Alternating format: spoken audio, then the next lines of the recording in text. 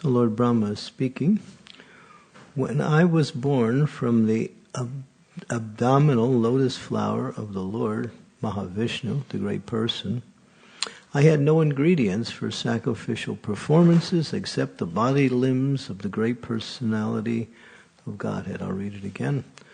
When I was born from the abdominal lotus flower of the Lord, Mahavishnu, the great person, I had no ingredients for sacrificial performances except the bodily limbs of the great personality of Godhead. The purport is very long, so please listen up. Lord Brahma, the creator of the cosmic manifestation, is known as Swayambhu, or one who is born without father and mother. The general process is that a living creature is born out of the sex combination of male father and female mother. But Brahma, the firstborn living being, is born out of the abdominal lotus flower of Mahavishnu, plenary expansion of Lord Krishna. The abdominal lotus flower is part of the Lord's bodily limbs, and Brahma is born out of the lotus flower. Therefore, Lord Brahma is also part of the Lord's body. Brahma, after his appearance in the gigantic hollow of the universe, saw darkness and nothing else. He felt perplexity, and from his heart he was inspired by the Lord to undergo austerity, thereby acquiring the ingredients for sacrificial performances. But there was nothing besides the two of them, namely the personality of Mahavishnu and Brahma himself, who was born from the bodily part of the Lord. For sacrificial performances, many ingredients were in need, especially animals. The animal sacrifice is never meant for killing the animal, but for achieving the successful result of the sacrifice. The animal offered in the sacrificial fire, so to speak, is destroyed, but the next moment it is given a new life by the dint of the Vedic hymns. Chanted by the expert priest. When such an expert priest is not available, the animal sacrifice in the fire of the sacrificial altar is forbidden. Thus Brahma created even the sacrificial ingredients out of the bodily limbs of the Garbhodakshayi Vishnu, which means that the cosmic order was created by Brahma himself. Although nothing is created out of nothing, but everything is created from the person of the Lord says in the Bhagavad Gita, Aham sarvasya prabhavo bhatat sarvam pavartate.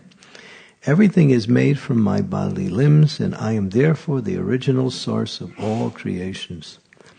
The impersonalists argue that there is no use in worshipping the Lord when everything is nothing but the Lord himself. The personalists, however, worship the Lord out of a great sense of gratitude, utilizing the ingredients born out of the body limbs of the Lord. The fruits and flowers are available from the body of the earth, and yet Mother Earth is worshipped by the sensible devotee with ingredients born from the earth. Similarly, Mother Ganga is worshipped by the water of the Ganga, and yet the worshippers enjoy the results of such worship. Worship of the Lord is also performed by the ingredients born from the bodily limbs of the Lord, and yet the worshipper, who is himself a part of the Lord, achieves the results of devotional service to the Lord. While the impersonalists wrongly conclude that he is the Lord himself, the personalists, out of great gratitude, worship the Lord in devotional service, knowing perfectly well that nothing is different from the Lord. The devotee therefore endeavors to apply everything in the service of the Lord because he knows that everything is the property of the Lord and that no one can claim anything as his own. This perfect conception of oneness helps the worshipper in being engaged in loving service, in his loving service.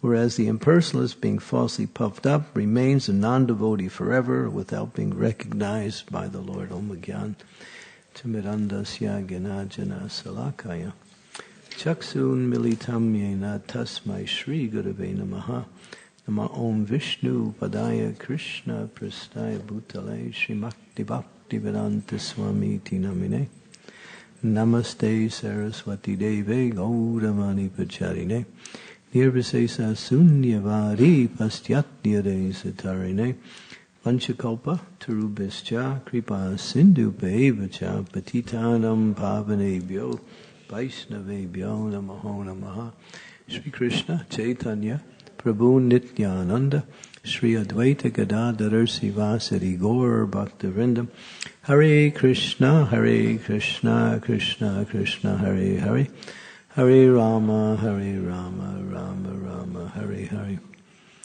One time Srila Prabhupada, of course he did it many times, but he really shocked the devotees.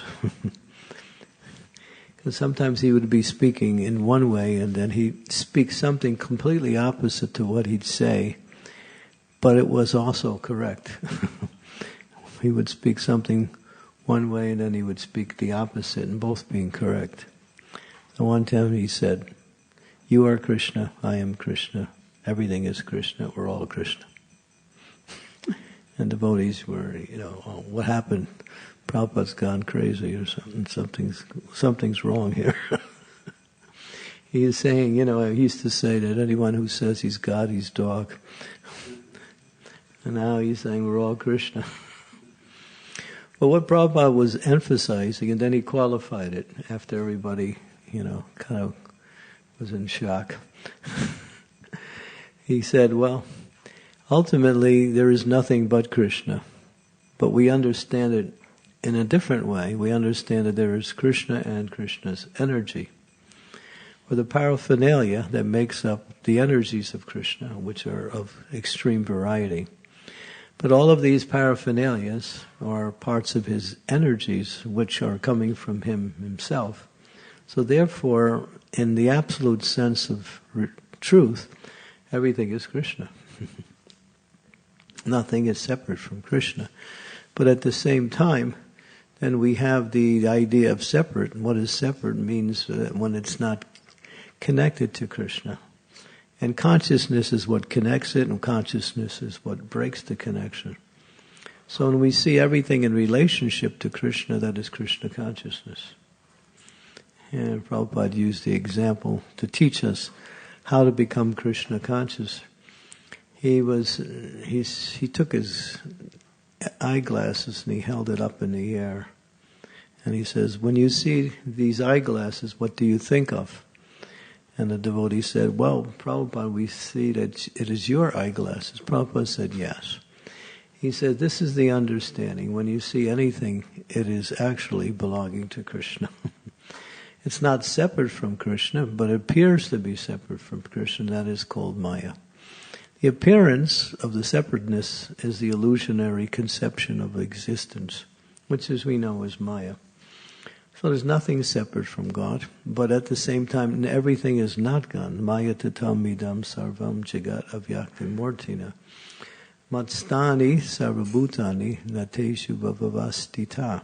Krishna says in the Bhagavad Gita, in the 9th chapter, that ultimately, I'm not, this material energy is working in a certain way, and I'm not there. So why is he saying that? In order to destroy the misconception that everything is God, the pantheistic idea. Because then that leads to the conception that if everything is God, then I'm also God. And you're God, and we're all God. Om Namo Narayan. Glad to meet you, Mr. Narayan. Yeah. We all have the same name. So this is the impersonalists, or we might say the Mayavadis, those who think everything is God. But Prabhupada would give them some credit sometimes, say everything is God and everything is not God simultaneously.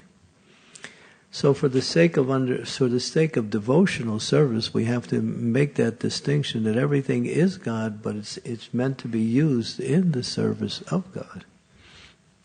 In that connection with God, everything becomes what we say spiritualized. Then a devotee on the highest platform of pure consciousness sees Krishna everywhere and everything in Krishna. And that is pure Krishna consciousness. There's no distinction. But for the sake of service, or the sake of activity, we make distinctions between what can be used in the service of the Lord and what cannot be used in the service of the Lord.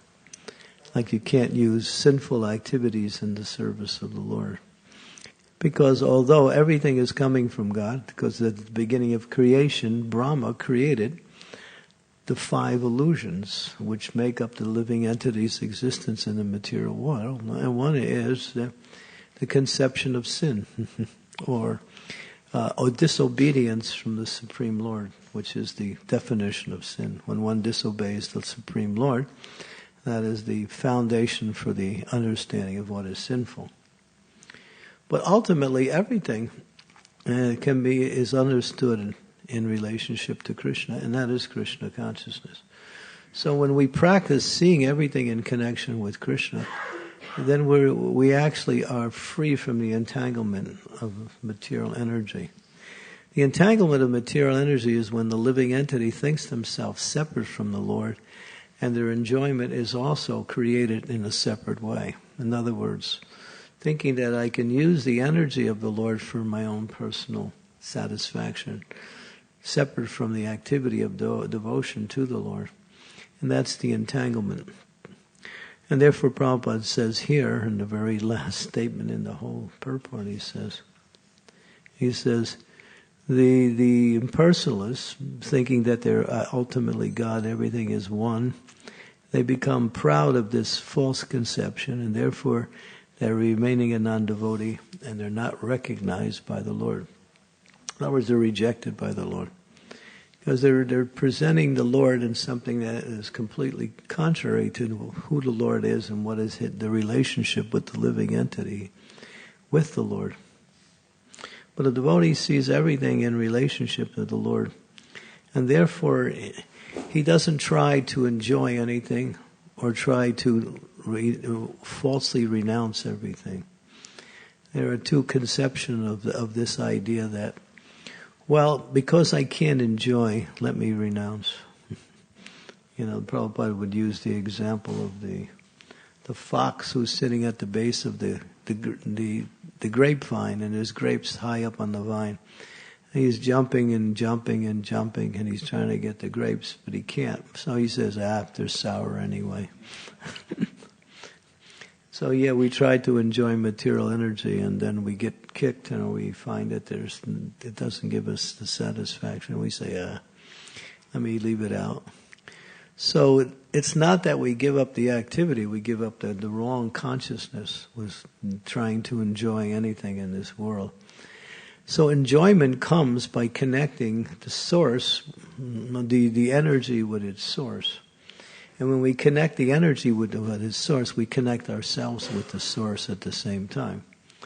So when using whatever Krishna has provided in this material world, and whatever it is, whether it's on the subtle platform such as intelligence and different states of mind, or the gross things such as our possessions, when we use them in the service of the Lord, we connect ourselves to Krishna. And when we connect ourselves to Krishna, we're free from the suffering of material energy. And we also elevate our consciousness to Krishna. In other words, we become Krishna consciousness. And what is that Krishna consciousness? That means we are happy, or we are free from the anxiety that comes by way of the material energy. So here, Brahma, it's interesting. Krishna Prabhupada really explains this scenario and step by step. He says, Brahma, he was created by the Lord, and now he wants to perform sacrifice, but there's only him and the Lord. So in order to have a sacrifice, you need ingredients for the sacrifice. So in the same way, he used the limbs of the Lord as the elements to perform the sacrifice, and in order to complete the worship of the Lord. And therefore, he understood that there's nothing outside of the Lord. The Lord provides everything. And we can also understand that in our devotional life. Whatever we need, Krishna will provide. Whatever we don't need, you may get it and you may not get it. Sometimes you get what you don't need just to teach you don't need it. And that happens sometimes too. Sometimes you want something, and you may know or may not know that it's not really what you need, but because that desire is there, and the desire forces one to act, and we want something that we don't really need, or we can't really use, or something that is either something that infatuates us or something that we're attached to. And then when we get it, we realize I didn't need it, or it's not going to make me happy, like that. But we can always be satisfied by serving the Lord in any situation, and also depending on the Lord. Because we see, and those of you who do book distribution, you understand that when you're out there, everything you need is provided by Krishna. He gives everything. He gives the situation, He provides the people, He gives you the intelligence you need in order to perform your service. Krishna's providing everything, all the way down, just like the example was given when Brahma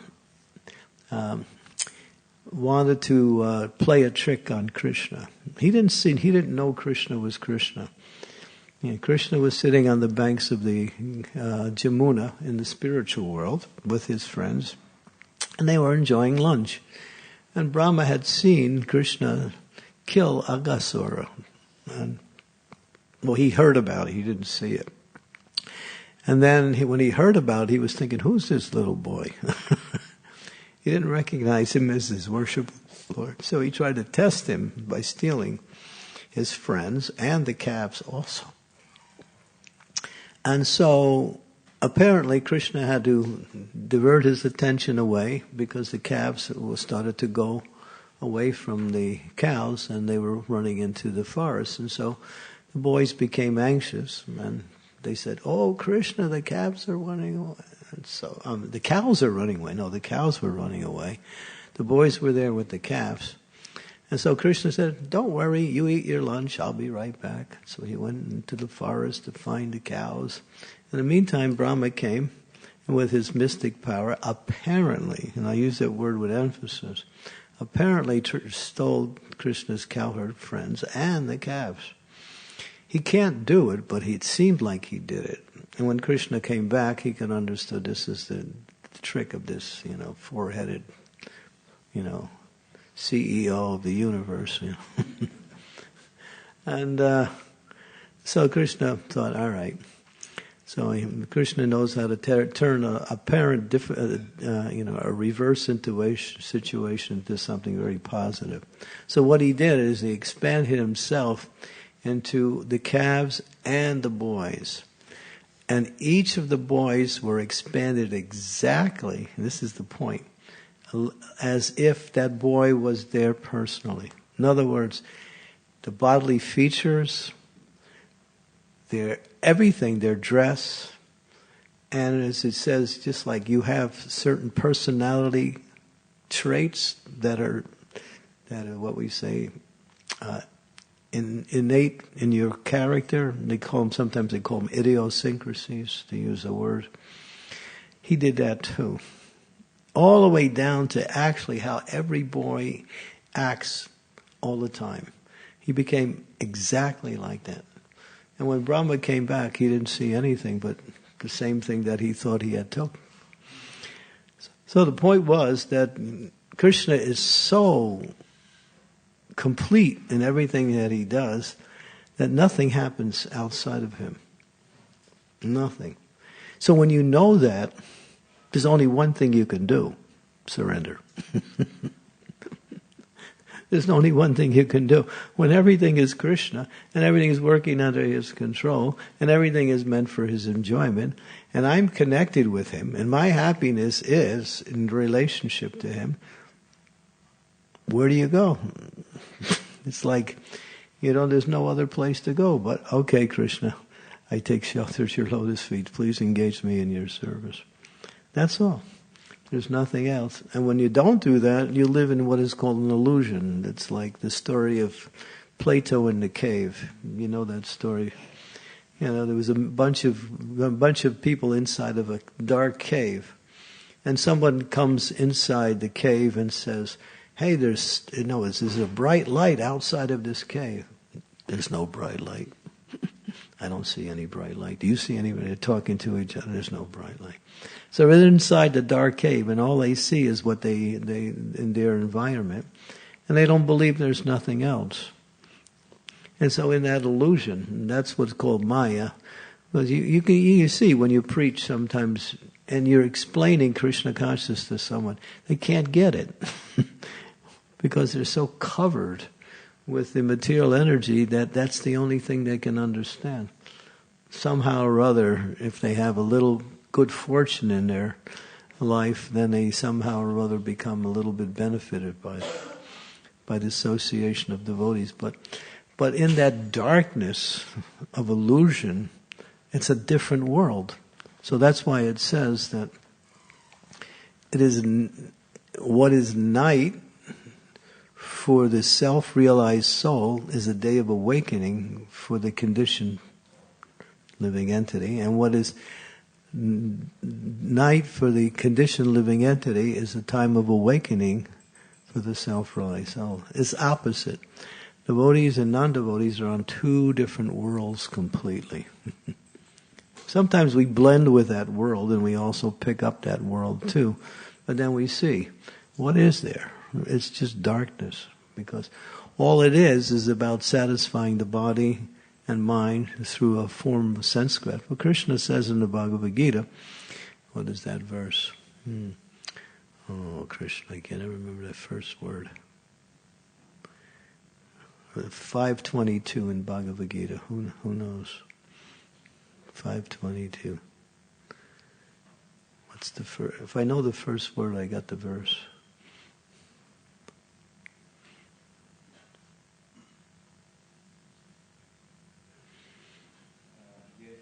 Yehi samsparsa jaboga dukkha yone yevate avantavanta kuntiya nateshu ramate buddha.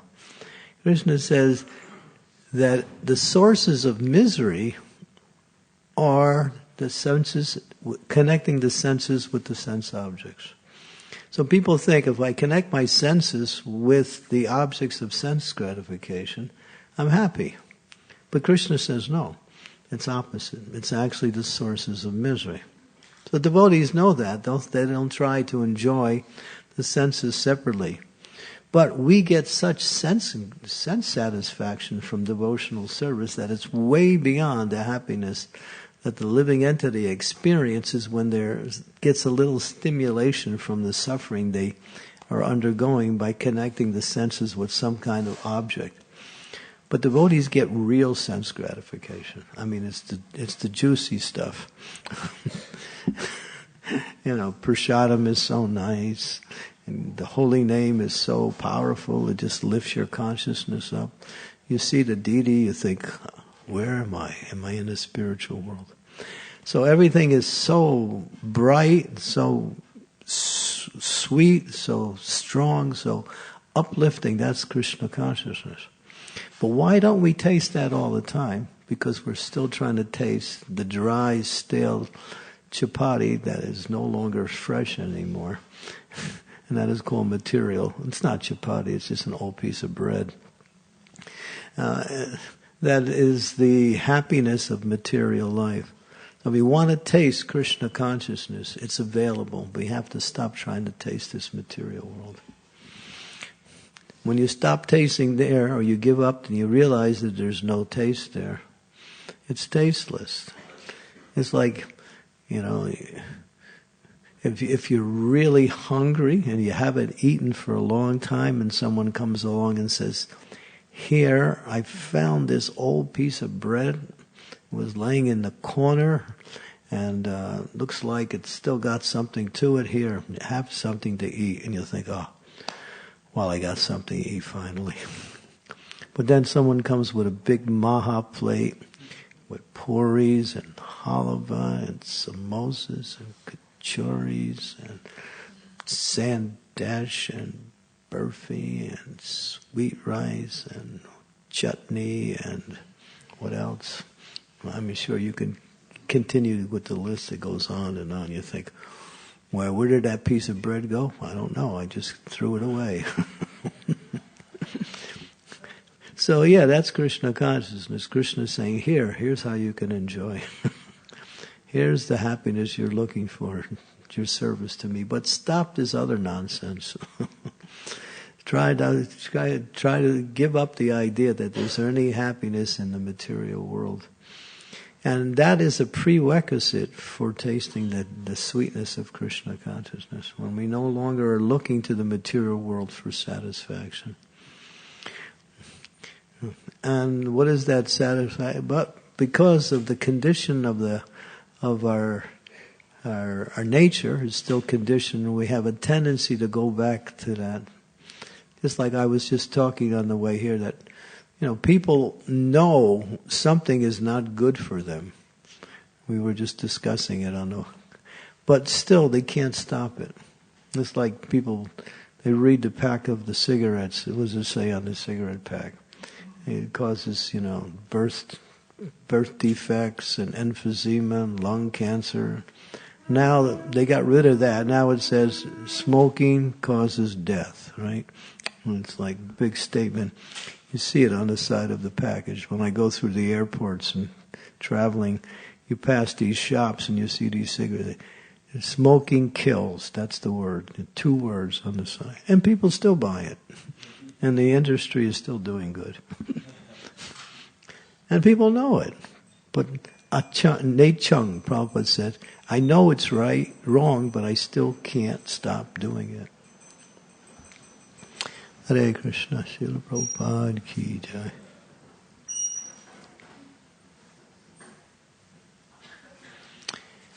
So, that applies to anything in this material world, that we still have that tendency to try to find satisfaction and happiness. But here, when we know everything is Krishna, but at the same time, Krishna gives us what is called our allotment.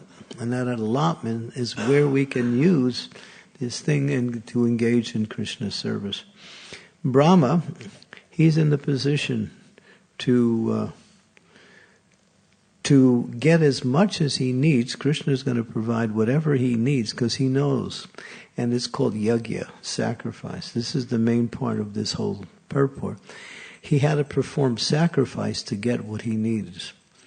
The word sacrifice comes from the Latin word sacrificio, which means to make sacred. That's the actual word. So what does that mean? When you engage something in the service of the Lord, it becomes sacred. And that is sacrifice. But then we also understood that there's another category of sacrifice, having to stop or give up those things which are contrary to our progress in devotional service. And Srila Sanatana Goswami gives that statement, that one has to know what is favorable for one's devotional service, anukulena, and what is unfavorable for one's devotional service. Well, anukulena and pratikul. Pratikul means those are unfavorable. When we know what is favorable and what is not favorable, then everything becomes easy. But that takes time. Therefore, we have to read the books, study the shastras, hear the classes, and sometimes understand only by our own experience in devotional service. And that is the sacrifice. And therefore, in order to give up or stop doing certain things, are necessary for us to make advancement in Krishna consciousness, and that is sacrifice. And that sacrifice, we call it austerity. But austerity makes you strong in Krishna consciousness. When the more you perform austerity, that's in relationship to devotional service, the more you become fixed in your devotional service. Austerity leads to bhakti. Knowledge leads to austerity, and austerity leads to devotional service. Austerity is even higher than knowledge in the progression towards devotional service. Because the soul in the material world still wants to enjoy this place. And that austerity means no. Let me make Krishna the source of my enjoyment and use what he's given me in my devotional service. And that's what Brahman is doing. He's taking what he needs. And he's using everything in devotional service. And here Prabhupada wants to make the point that he uses the example, those who worship the Ganges, what do? They take the water of the Ganges and offer it back to the Ganges with prayer. You see, if you go to India and you go to the bank of the Ganges, people who worship the Ganges, they scoop up the water, they hold the water, and then they're offering a prayer, and then they go like that. The water comes back into the Ganges. So what does Mother Ganges have to do with Ganges water? It's hers. So you're offering back. So devotional service simply means to give back to Krishna what's his anyway. And that means not only the ingredients, but yourself, because you belong to Krishna also. We sing that song every day. And Chak Hudan Dilo Ye Janmi Janmi Prabhu say Dibya Gyan Ridde Prakasita. Dibya Gyan means that knowledge that tells you the truth. And what is that knowledge? You belong to Krishna. That's all. Nowhere else. No one else. Everything belongs to Krishna. We belong to each other only when we belong to Krishna. When we connect ourselves with Krishna, then we have relationships with each other. Then our family relationships, our friendships, every relationship becomes an experience of happiness when we're connecting to Krishna, because we see everything connected to Krishna. And when we're connected to Krishna, then we can actually connect everything else to Krishna. And that is Krishna consciousness, and that's the idea. So nothing is separate from Krishna. And we chant the holy names of the Lord, right? So where's the holy name coming from? Goloka Premadan Harinam Sankirtan. It comes from the spiritual world into the hearts of the pure devotees who practice it and distribute it to all of us. So that same holy name is coming from Krishna, and it's Krishna himself. So when we chant Krishna's name, we're giving Krishna back to Krishna. But don't try that on a material level. Take somebody's possession and say, here, I'm giving it back to you. This is my gift to you. That doesn't work. But on the spiritual platform, everything is Krishna. So whatever you give to Krishna, he's happy to receive it. But he says, with bhakti, with devotion. And that's the difference. And that's the essence, like that. And so one thing we can give to Krishna is we can help make others become Krishna conscious. So one of the all service is equal, but one service that we do is try to think how we can bring others to Krishna conscious. So Prabhupada established that in the form of book distribution. He printed all of these books, and he wanted us to distribute the books and at the same time read the books. Not only distribute them, but make sure you read them, because you have to know what you're giving. Prabhupada criticized us in one lecture in Mayapur, 1976. He said, you're out there distributing my books, but when someone asks, my dear sir, my dear madam, what's in the book? Well, our teacher, he writes and we sell, that's all. That's the whole thing. But Prabhupada said, not like that. Learn the books. Because when you know what's in the books, when you give the books, you know that you're giving something very, very valuable to someone. You're giving them a chance to become happy, to become elevated, to connect with Krishna. So this book distribution is so important, because it's the way to distribute Krishna's mercy to the fallen conditioned souls. There are many forms of mercy that are done, but book distribution means all of a sudden we're in the arena where people are working hard simply for sense gratification. Now we're telling them how to become happy without working like an ass. Yeah, read these books, understand who you are, and then, try to practice some of this philosophy, and you'll start to see a whole difference in your life. So these books are so invaluable, and devotees are about to go on a book distribution marathon. When does it start? On Friday? This Friday? 8th, 8th of July. Okay.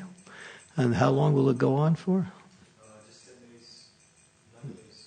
17th of July is finished. Can other devotees join also? Yeah.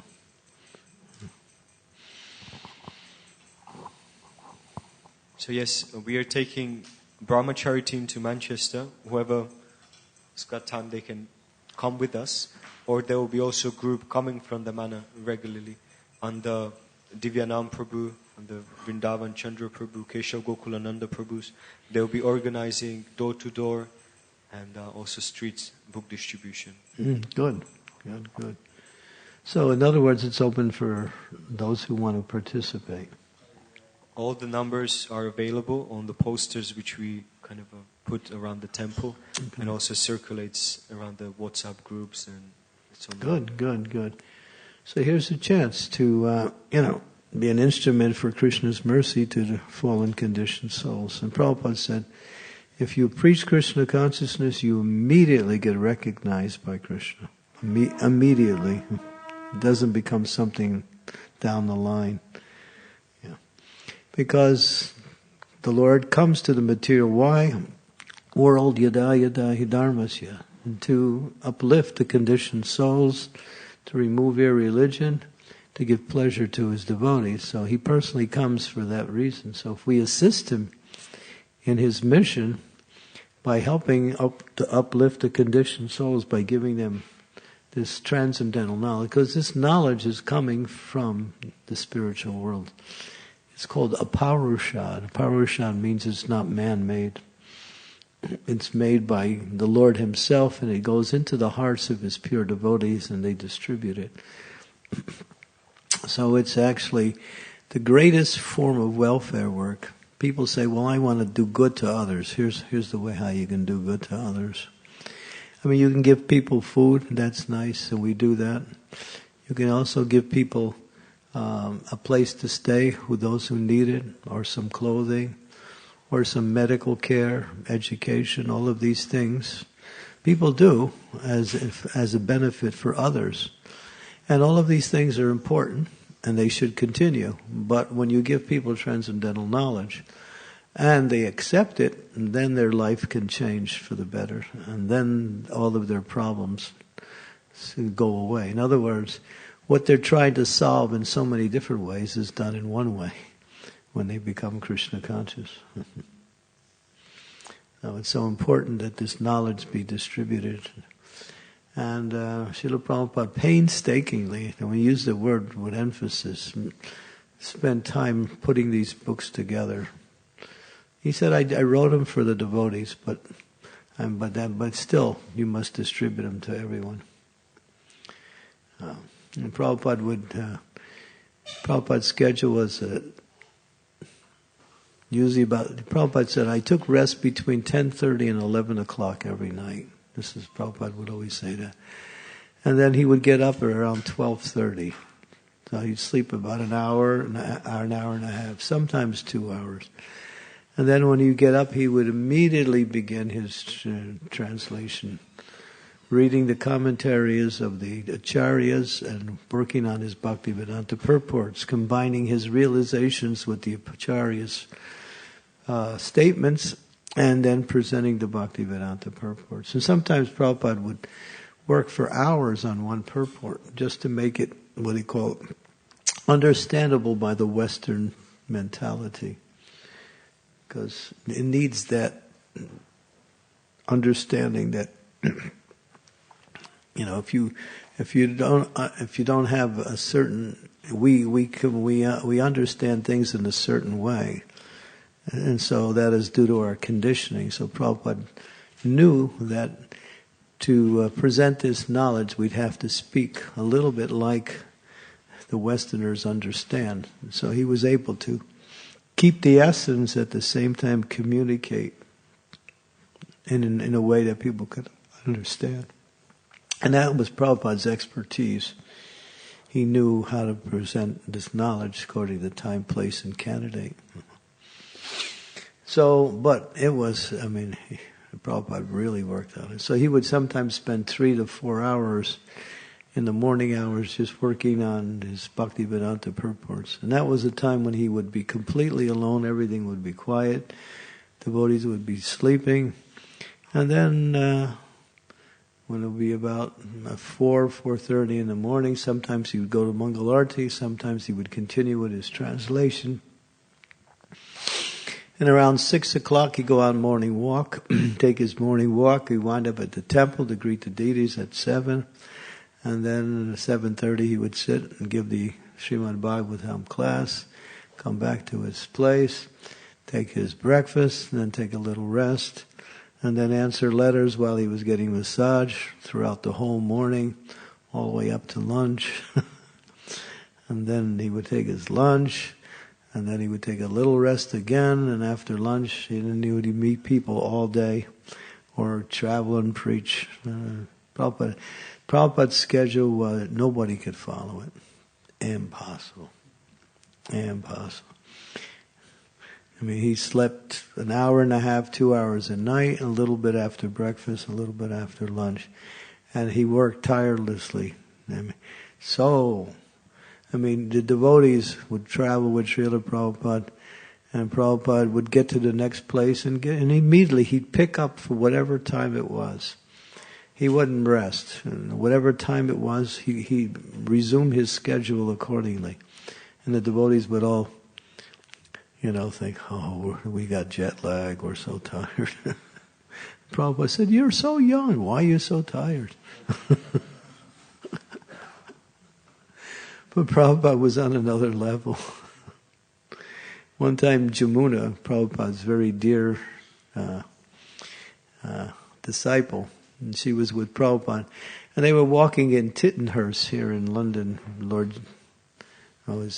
John London's estate. So Prabhupada would walk with her in the morning, just the two of them. And so one time she decided to walk behind Prabhupada.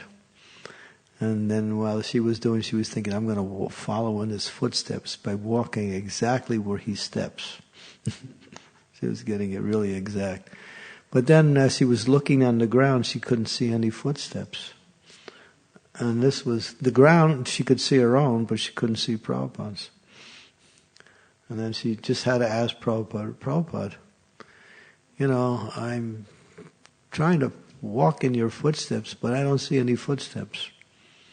Prabhupada said, that will be understood later. Prabhupada wasn't part of his world, that's the point. He came from the spiritual world directly to do this mission. And many times he exhibited some of his transcendental powers by doing something phenomenal. And there were many instances. But he never wanted to do that because he didn't want devotees to see him in that light as being a powerful mystic. He was a mystic also. But at the same time, he acted ordinarily so people would see him for what he wanted them to see him, as the spiritual master only. But Prabhupada was really powerful. Yeah, and so his books are an expression of his transcendental knowledge, which is coming from Krishna himself. Prabhupada would sit there. Sometimes, especially in Los Angeles, he would sit in the evening time and the devotees would gather around. Prabhupada would say, give me Krishna book. Prabhupada would sit down and then he'd pick a story out of Krishna book. And Prabhupada would be reading and then he'd start laughing while he's reading. Or he would make gestures like he's reading it for the first time. And then he noticed how the devotees were kind of astonished to see Prabhupada reacting to his own books, Because when you write a book, you write it and then you read it once and then everybody else reads it.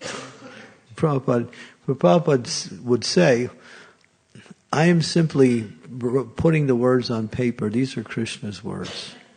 And that's all. Prabhupada, you could say, to use a word, he was channeling Krishna.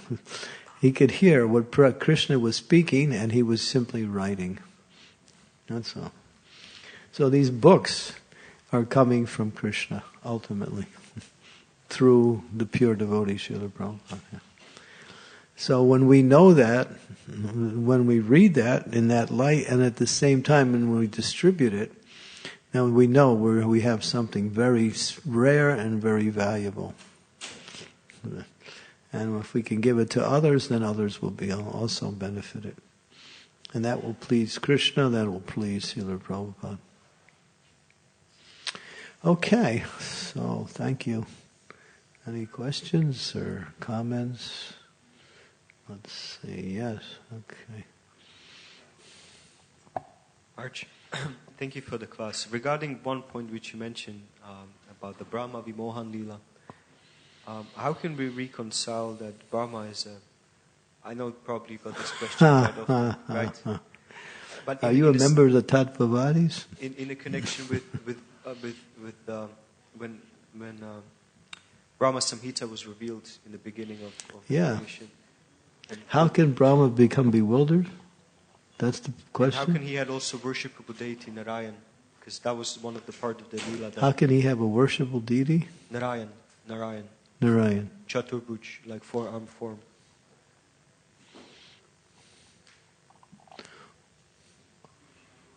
Well, Mahavishnu is an extension of Narayan.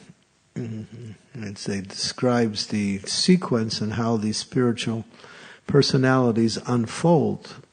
Of course, they are eternal, but they manifest in a certain way. So Brahma came from Mahavishnu, who ultimately his source is Narayan. But Narayan's source is Krishna. So he's tracing it back to Narayan, that's all.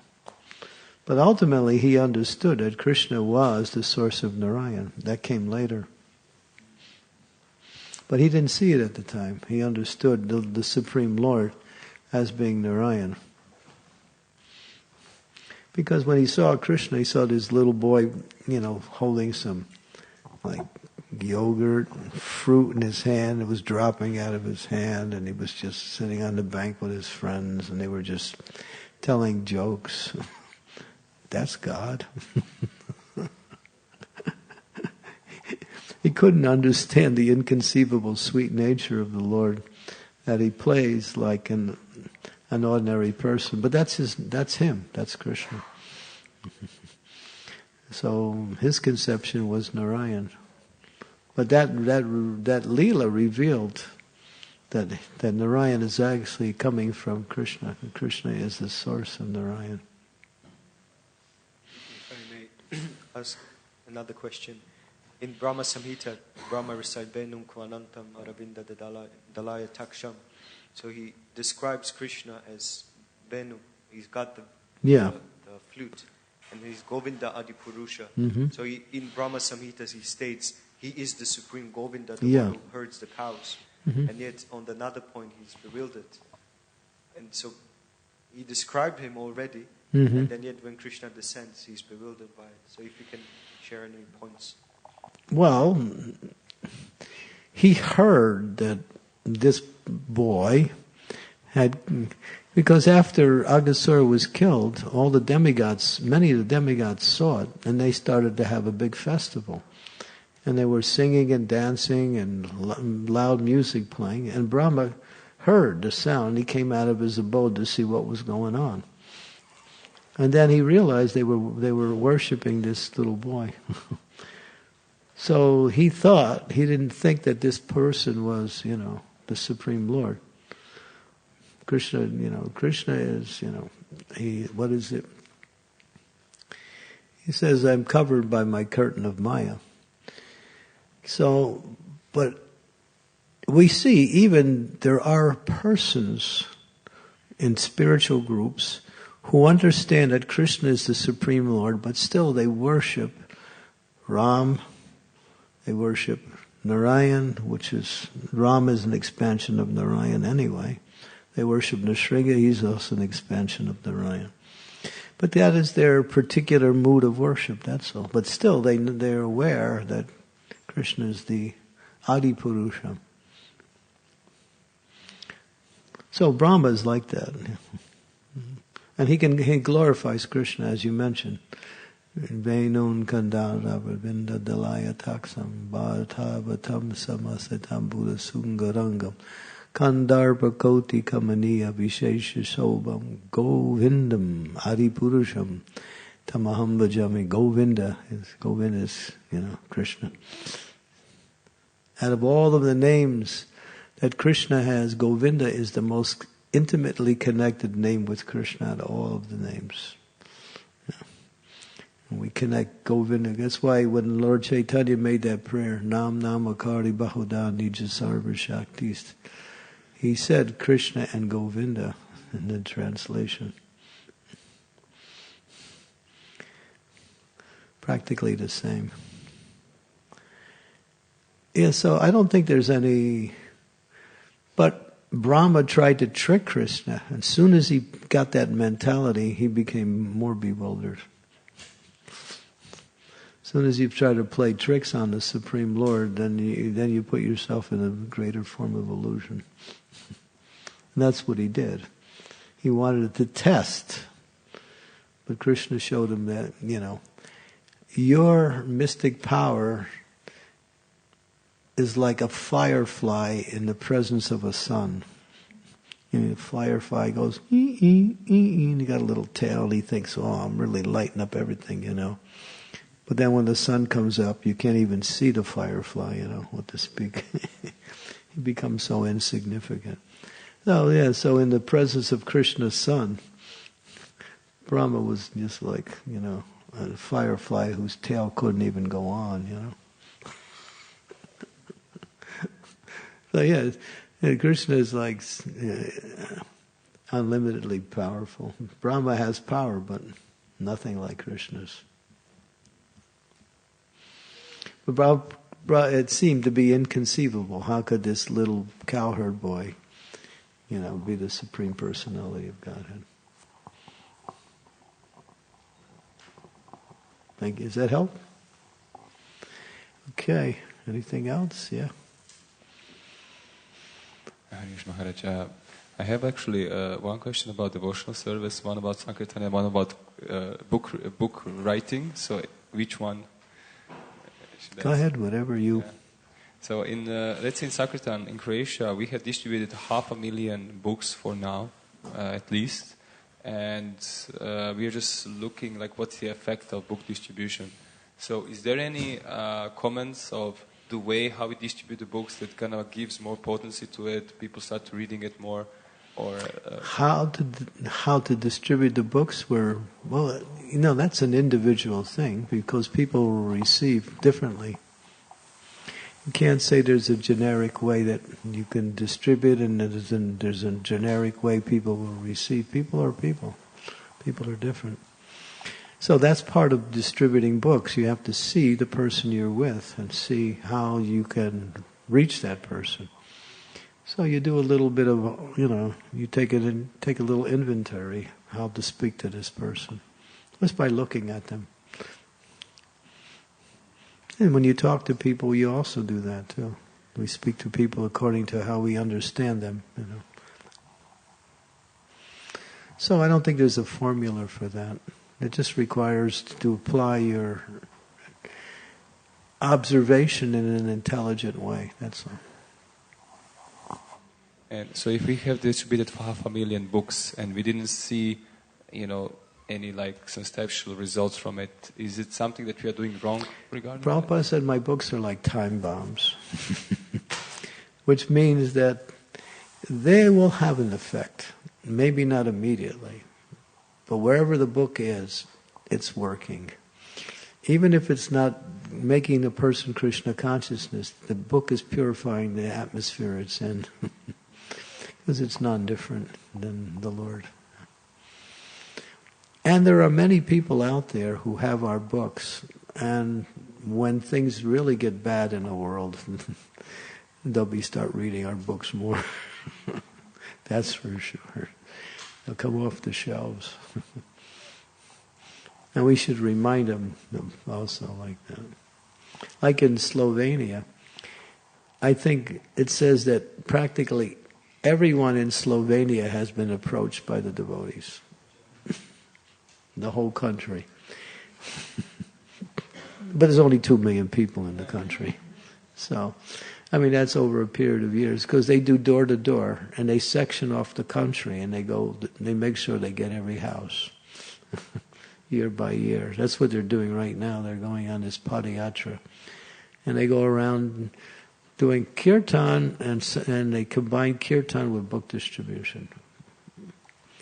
And then they go from door to door, every house. Every shop, every house.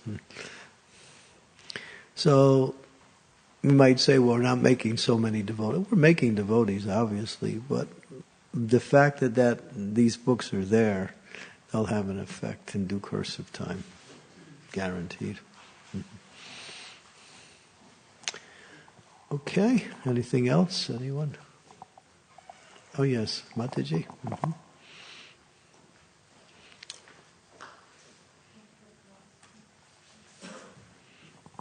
Thank you for the class. I've got 2 questions.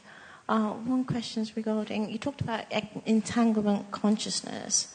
So if one speaks the truth about a situation, what's the clarity between the truth and aparad? So I distinguish the difference. The one has complete love and devotion of Krishna, speaks the truth, and then it's... So I just want the clarity between speaking the truth and aparad. Well, the truth means to repeat what is in the scriptures, what Krishna has said, what the pure devotees say. That's truth. Mm-hmm. On the material level, everything is sophistry. It's half truth. Because that's why no 2 people can agree on the same thing all the time. There's always disagreements. So there's no truth in the material world. I mean, there's some, but it's just, that's a relative truth. But in this, real truth is Shastra, Guru, Sadhu, the knowledge that comes from these sources. That's truth. Because truth doesn't change. Where things in the material world are true one time and not true at another time. Because of the changing element of Maya, material energy is always changing. So what is true one time is not true another time. And what is not true another time may also be true at a different time. But in the absolute realm, the spiritual realm, truth is never dependent on situation. It remains true all the time. Does that answer your question? So if you're speaking truth in the spiritual environment, energy, and then what's the difference between speaking the truth and aparad? I can't see the distinction in the spiritual speaking energy. Speaking truth and aparad? Yeah. Aparad means something that is offensive or... I mean... But if it's the truth, if it's the truth, is it classed as an offence? That's what I'm trying to distinguish. If you're speaking the truth, can it be an aparad also? No. Yeah. Well, if you insult somebody, and it may be correct what you're saying, but because you insulted him, it's an aparad. Right. So that's an unnecessary truth. So you don't do that. So we can commit offenses by speaking apparently what's true. But then there's satyam priyam, satyam bruyam. That means to speak this truth in a way that is palatable, acceptable by those you're speaking. And that's an art. You have to learn that art, how to speak sweetly and at the same time without compromising the truth. And you see there's devotees who are expert at that. They know how to tell you you're a fool, and you actually like it when you hear it.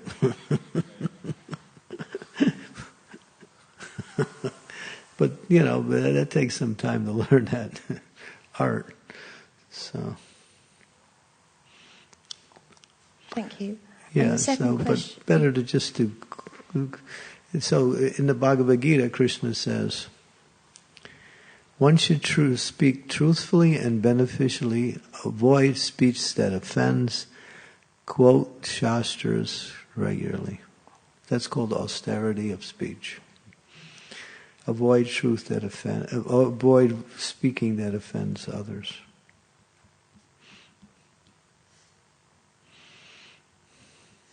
Okay, thank you.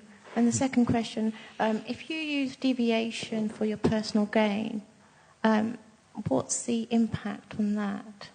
I didn't hear the question. If you use deviation for your personal gain in the spiritual world or material, what is the deviation? So using deviations, tactics... Bring the mic down a little bit, yeah. Sorry, yeah. Deviation tactics to kind of gain your own advancement or spiritual, You can't do that. It's not possible to cheat. You can cheat in the material world, you can't cheat in the spiritual realm. It's not possible. You can try, but then you'll be cheated. It doesn't work. On the spiritual level, everything is organized in such a way that when you follow it, you get the benefit. If you don't, if you do something different, you don't. That's just the way it is. Because Krishna's in the heart of all living entities. He knows everything. Prabhupada said, you can somehow or other you can commit a crime in the material world and get away with it, but you can't hide anything from Krishna. He knows everything.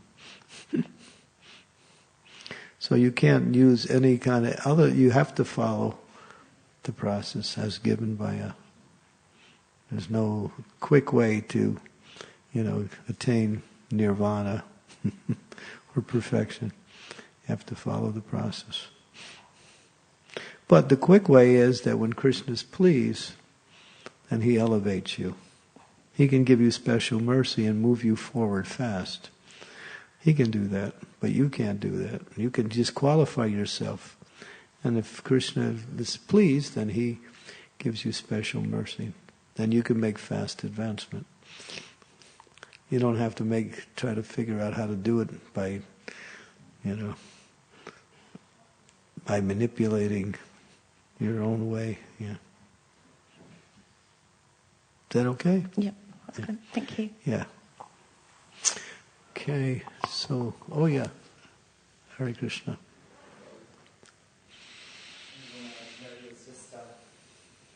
Thank you so much, Maharaj, for the wonderful session. It was just a comment based on the question that Rishabh Prabhu had asked, and you gave that response of Prabhupada's books being a ticking time bomb. And just in my personal experience, my first contact with Srila Prabhupada's book was through my drug dealer, who had gone through my drug dealer when I was in university. Okay. Yeah, so I had gone to Sanskarify with my drug dealer, and then he gave me Prabhupada's Bhagavad Gita. Yeah. And then from there, somehow or other, I ended up finding Krishna consciousness and connecting with Prabhupada's teachings and trying to serve. So in many ways, even if, we might not be getting an immediate response from the people that were giving out the books, somehow or other the books still work their magic and get to people's hearts. So I share that. Yeah, all glories to your drug dealer.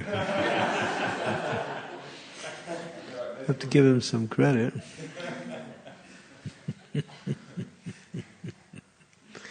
It reminds me, there was one girl, she was a prostitute, South India. This is just a contemporary story. And somehow or other, she would read the Bhagavad Gita, and then it was time to do her service. She would stop and service her customers and go back and read the Bhagavad Gita. And then after some time, I believe, she was also helping others to read the Bhagavad Gita. And then finally she gave up her occupation. But it took a while. So these are books and get into all places, even places of ill repute, you might say, such as places of drugs and other things.